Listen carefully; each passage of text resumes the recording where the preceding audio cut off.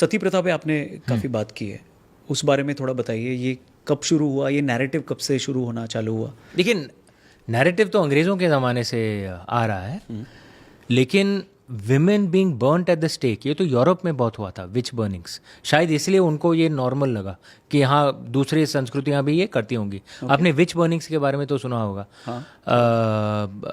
हज़ारों, कुछ कहते हैं लाखों की तादाद में औरतों को जलाया गया था यूरोप में, क्योंकि वो मानते थे कि स्त्रियां जो हैं वो डेविल्स का काम करती हैं, और अगर कोई स्त्री पढ़ने का जुल्म कर, उनके हिसाब से जुल्म कर दे, तो फिर उसे या कुछ नॉलेज हो, साइंटिस्ट हो, ठीक है। हमारे में तो स्त्रियां तो साइंटिस्ट तो थी, हमारे ऋग्वेद में है उनके नाम।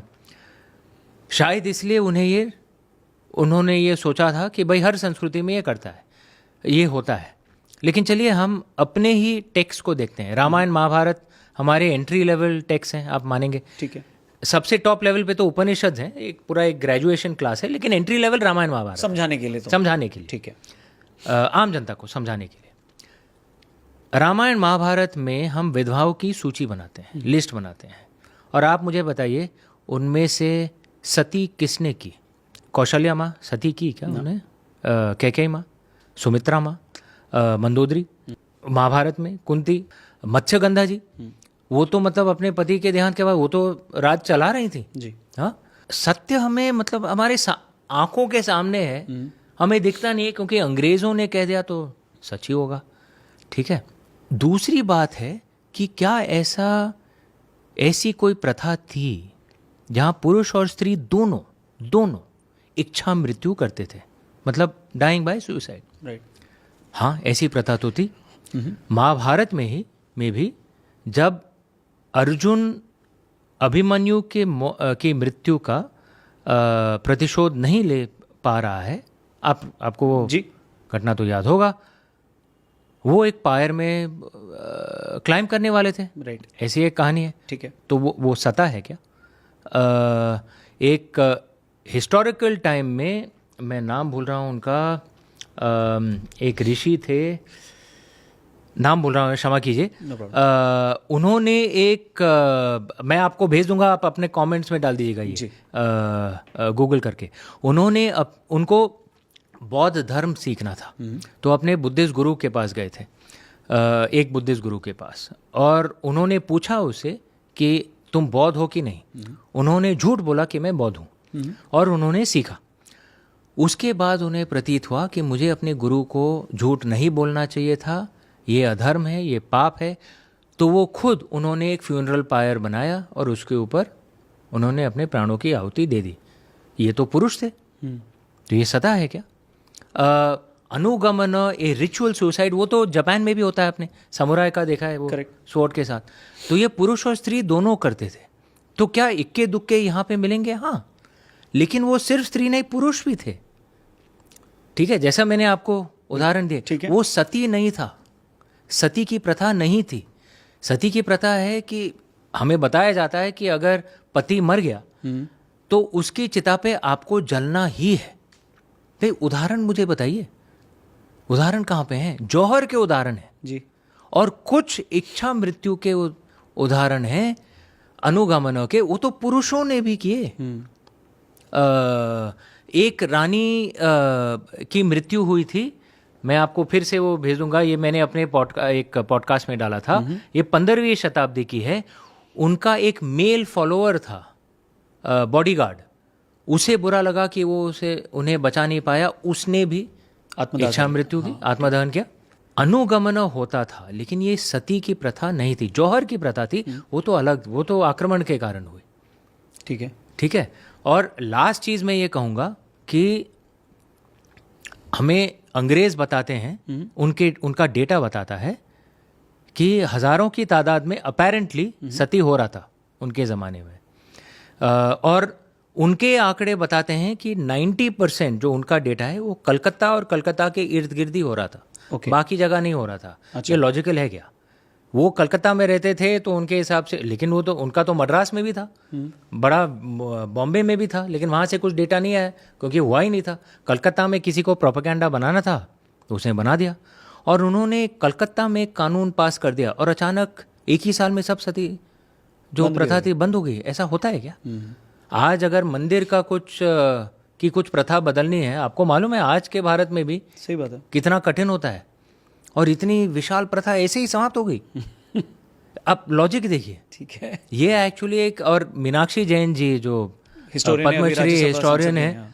उन्होंने इसके ऊपर पुस्तक भी लिखी है जो मैंने पढ़ी थी, उसके ऊपर मैंने ये पॉडकास्ट बनाई थी। ये एक प्रोपेगेंडा था ये दिखाने के लिए भाई तुम लोग तो जाहिल हो, हम गोरे आके तुम्हें बचाएंगे, तुम्हें सिविलाइज करेंगे, ये उसका लॉजिक था। और मैं एक और बात कह दूं, मैं ये नहीं कह रहा कि हमारे पूर्वजों में सब अच्छी बातें थीं, कुछ बुरी बातें नहीं थीं।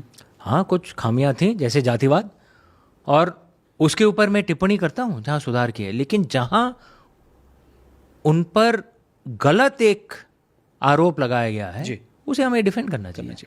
सो राजा राम मोहन राय को कैसे देखते हैं आप? फिर उनका पूरा कुछ अच्छी बातें थी उनकी। हाँ, वो एक अटेम्प्ट कर रहे थे एक तरह से भारत को, क्योंकि देखिए आधुनिकरण की ज़रूरत तो थी, ठीक है, ज़माना बदल रहा था, लेकिन हाँ जहाँ तक वो सती के बारे में कह रहे थे उससे शायद सहमत नहीं हूँ। और दूसरी एक, जहाँ तक मुझे ज्ञात है, एक संस्कृत कॉलेज खोलने की कोशिश हो रही थी, लेकिन वो चाहते थे कि भाई अंग्रेज़ी कॉलेज, जहाँ तक मुझे ज्ञात है, ठीक है, हो। शायद वो भी अच्छी बात नहीं है, क्योंकि अगर 1947 में भी ये डिबेट हुआ था कॉन्स्टिट्यूएंट असेंबली में कि क्यों ना संस्कृत को राष्ट्रभाषा बना दी जाए। डॉक्टर आम्बेडकर कह रहे थे संस्कृत को राष्ट्रभाषा बनाओ, क्योंकि हर किसी के लिए वो एक कठिन भाषा हो जाती। अगर आप हिंदी को राष्ट्रभाषा बना रहे हैं तो जिन लोगों के लिए हिंदी मातृभाषा नहीं है उनके लिए कठिनाई हो जाती है, लेकिन उन्होंने कहा अगर संस्कृत बना रहे हो तो हर किसी लिए कठिनाई है। और ये भी था कि संस्कृत अगर हम सीख जाएं तो अपने जो प्राचीन धर्म, सिर्फ धर्म ग्रंथ नहीं, साइंस, सब टेक्स्ट हैं हमारे, पता नहीं करीब 5-10 करोड़ की तो मैन्युस्क्रिप्ट्स हैं हमारे, वो सब हम पढ़ पाएंगे। लेकिन उस समय भी ये गलत निर्णय लिया गया कि भाई अंग्रेज़ी को ऑफिशियल लैंग्वेज बनाते हैं। और पुराने ज़माने में भी अंग्रेज़ों का तो, उनके तो सेल्फिश इंटरेस्ट में था कि अंग्रेज़ी को बनाओ जी, लेकिन हमारा सेल्फिश इंटरेस्ट क्या था? संस्कृत को अगर बना देते राष्ट्रभाषा तो शायद हमारी संस्कृति आज अभी अभी अलग होती थोड़ी। एब्सोल्युटली। किसी एक चोल साम्राज्य के राजा से अगर आपको मिलने का मौका मिलेगा तो किसी? हाँ, एम्परर राजेंद्र चोड़ा। ये हाँ, क्योंकि उन्होंने पूरे साउथ ईस्ट एशिया पे भी आक्रमण करके उस पर विजय प्राप्त की थी। इतना ऐसा नेवी बनाया था, नौसेना बनाया था एकदम अव्वल नंबर की। पूरे मतलब वर्ल्ड में एक टॉप एम्पायर कैसे बनाया जाए उनसे सीख सकते हैं हम, और इतने घोर शिव भक्त थे तो आनंद तो मिलेगा उनसे बात। तो अगर इस पे वेब सीरीज बनती है तो उनका रोल आप किसको देखते हैं निभा सकता है आज के टाइम में? रजनीकांत जी। ओके, आप मिले भी रिसेंटली उनसे, कैसा रहा एक्सपीरियंस? अरे बहुत बड़ा फ़ैन रहा हूँ मैं उनका बचपन से। जैसा मैंने आपको बताया 1980s में मैंने तमिलनाडु में पढ़ाई की थी। और आपने सोचा था उनसे मिलकर? अरे कहाँ उनकी मैंने एक चंद्रमुखी करके पिक्चर थी, ठीक है, हाँ, राइट, तमिल में।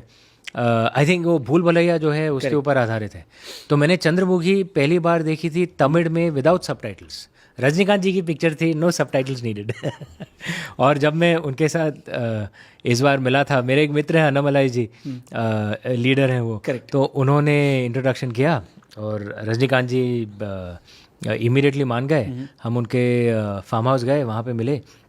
भाई इतने हम्बल, इतने विनम्र इंसान हैं, इतने बड़े इंसान हैं, लेकिन मतलब हम लोग गाड़ी में आए और मैंने सोचा समय मिलेगा हमें, मैं अपना जैकेट पहनूंगा। वो खुद आके मतलब गेट पे खड़े हुए थे और मैं इतना नर्वस हो गया, अरे भाग रहा हूँ, कुछ पहन रहा हूँ जल्दी। और फिर मैं उनको बोल रहा हूँ सर मैं आपका इतना बड़ा फ़ैन रहा हूँ, और वो कह रहे नहीं मैंने आपकी, वो इंग्लिश में कह रहे थे, मैं अनुवाद कर रहा हूँ, मैंने आपकी पुस्तकें पढ़ी हैं, मुझे बहुत अच्छा लग रहा है। तो ऐसा सर ये मतलब मेरा तो जीवन सफल हो गया। और बहुत ही स्पिरिचुअल आदमी है, बहुत स्पिरिचुअल आदमी है, बहुत स्पिरिचुअल आदमी है, बहुत सिंपल आदमी है। और इतनी सफलता के बाद भी, इतने यश के बाद भी इतने डाउन टू अर्थ हैं। हम सब सीख सकते हैं उनसे कि धार्मिक होने का मतलब क्या है।